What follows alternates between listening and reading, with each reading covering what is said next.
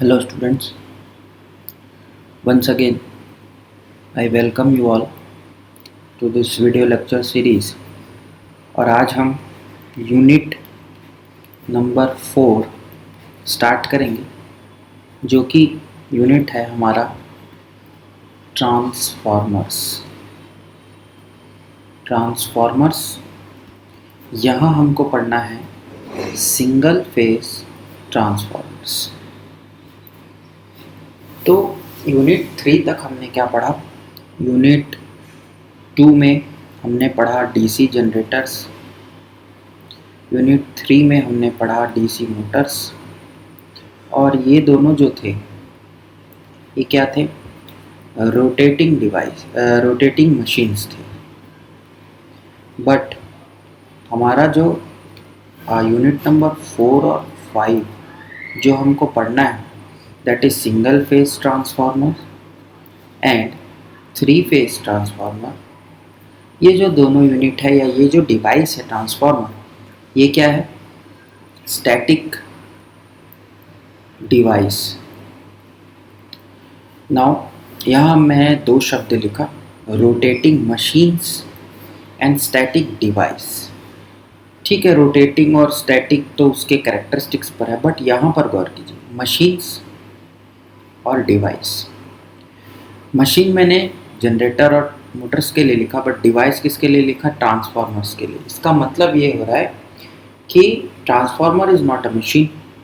यही हो रहा है, यहाँ मशीन लिखना था मुझे, बट मैंने इसे डिवाइस लिखा। तो क्या ट्रांसफॉर्मर मशीन है क्या? और अगर आंसर इज नो, तो वाई स्टडी हियर? यहाँ क्यों पढ़ रहे हैं? क्योंकि यहाँ तो हम मशीन्स के बारे में पढ़ रहे हैं, यहाँ डिवाइस के बारे में थोड़ी पढ़ना है। तो answer for the first question that is कि आंसर ट्रांसफॉर्मर मशीन है या नहीं, तो मशीन नहीं है। अब इसके पीछे कारण क्या है? तो इसके पीछे सिंपल सा कारण है कि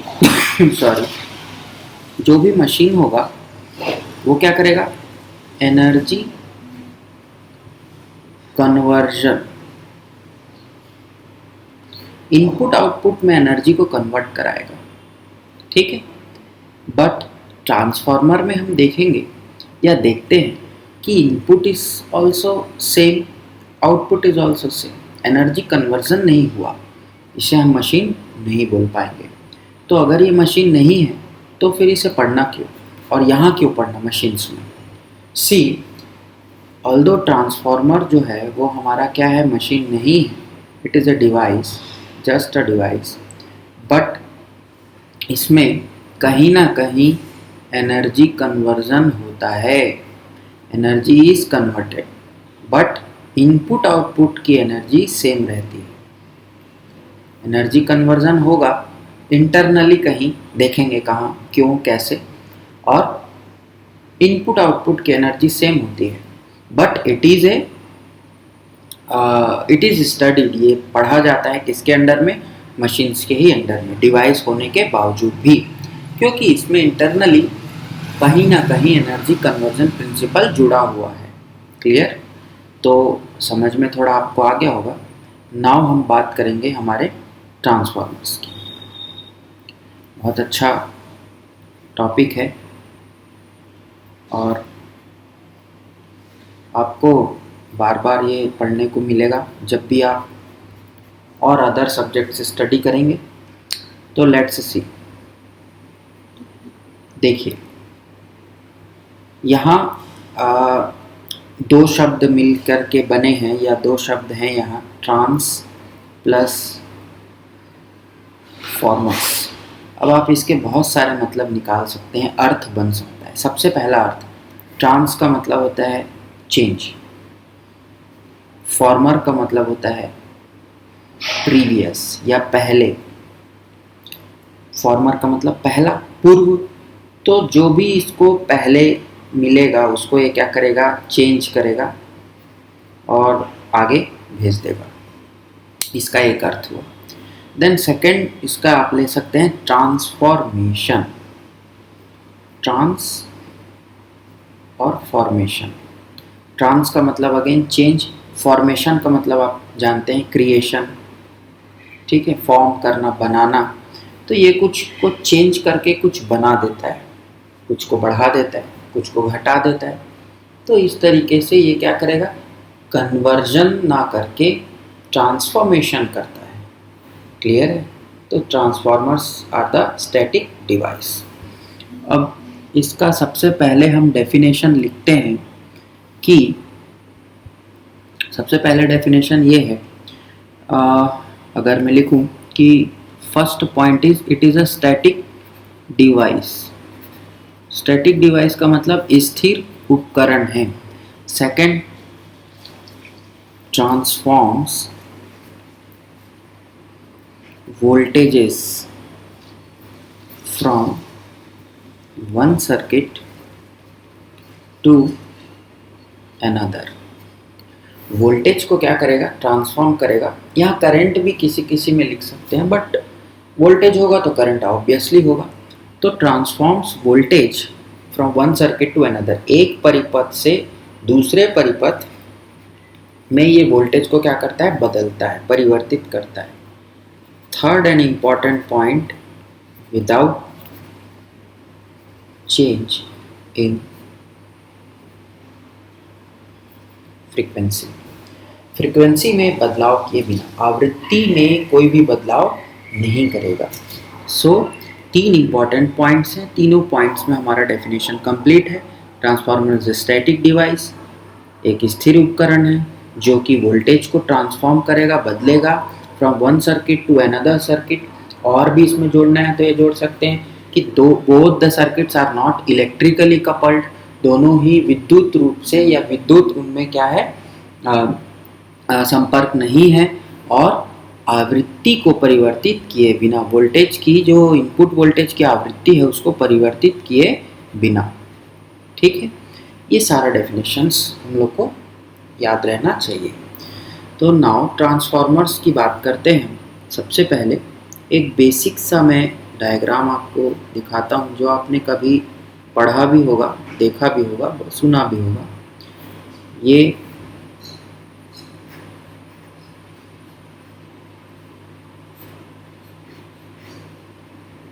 एक बेसिक सा ट्रांसफार्मर बनाया मैं। जो ब्लू पार्ट है उसे हम बोलते हैं कोर, और जो रेड पार्ट है वो है वाइंडिंग। सी, तो ट्रांसफार्मर जो है हमारा वो दो भागों से मिलकर के बना, या दो उसके मुख्य भाग होते हैं, कोर एंड वाइंडिंग। कोर जो कि वाइंडिंग को क्या करेगा, तो वाइंडिंग को वो बिठा करके अपने ऊपर रखा रहेगा। देखिए ये कोर है, इसके ऊपर हमने वाइंडिंग को लपेटा है, बिठाया है, housed. Winding is bound on the core. Clear?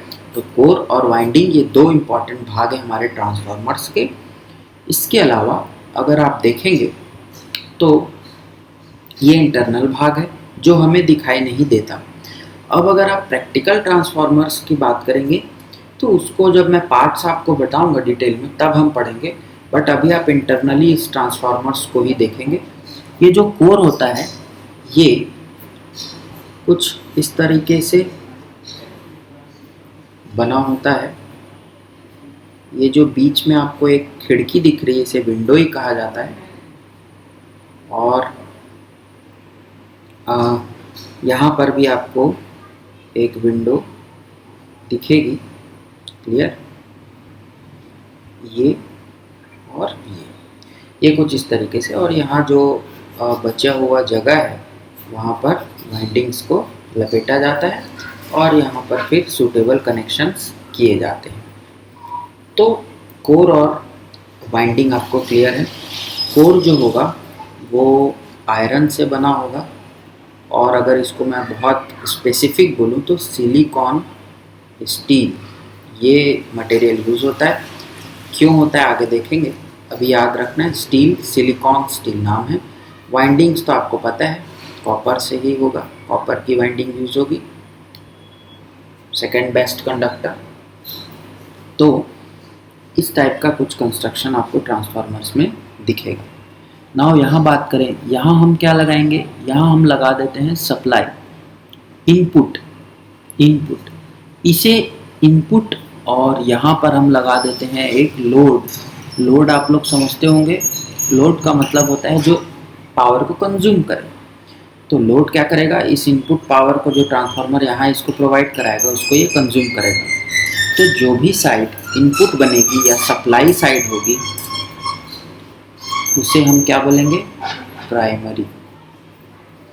जो भी साइड लोड लगाया जाएगा उसे हम क्या बोलेंगे, सेकेंडरी। तो अब प्राइमरी सेकेंडरी कोई भी हो सकता है। मैं इस लोड को उठाकर यहाँ लगा दूँ, इनपुट को उठाकर यहाँ लगा दूँ, तो ये प्राइमरी कहलाएगा, ये सेकेंडरी कहलाएगा। एक और इसका नोमेनक्लेचर है, नाम है। एक जो वाइंडिंग होगी, देखिए हमने बोला था ट्रांसफॉर्म, ट्रांसफॉर्म का मतलब बदलना। अब वोल्टेज जो है उसको बदलना है, तो हमारे पास वोल्टेज को बदलने के लिए दो क्वांटिटी हो सकती है, एक लो वोल्टेज और एक हाई वोल्टेज। मतलब एक वोल्टेज तो कम होगा दूसरे से, तभी तो उसमें बदलाव होगा। क्या बदलाव होगा कि मान लीजिए कि आपको इनपुट वोल्टेज दिया है सपोज 220, और आपको उसको बदलना है कितने में, 11,000 वोल्ट। 220 वोल्ट इनपुट है, 11,000 वोल्ट, या फिर इसको 11 kV बोलते हैं। तो ये ट्रांसफॉर्मेशन ये करेगा। तो एक साइड ऑब्वियसली लो वोल्टेज होगा, दूसरी साइड ऑब्वियसली हाई वोल्टेज होगा, इसी को ही ट्रांसफॉर्मेशन बोलेंगे। तो एक साइड लो वोल्टेज और हाई वोल्टेज साइड आपको दिखेगी, आइदर ये वाला भी हो सकता है, ये वाला भी, ये डिपेंड करेगा नंबर ऑफ टर्न्स पे, देखेंगे कि क्या होता है। तो बेसिक जो नोमेनक्लेचर है ये मैंने आपको समझाया, और इनपुट आउटपुट साइड के बारे में मैं आपको बताया। देन कोर और वाइंडिंग हमने देखा, और ट्रांसफार्मर्स हमने देखा। तो आज के इस इंट्रोडक्टरी लेक्चर में इतना ही। नेक्स्ट क्लास में हम मिलेंगे for the more details on transformers. So keep watching, keep learning. Thank you very much.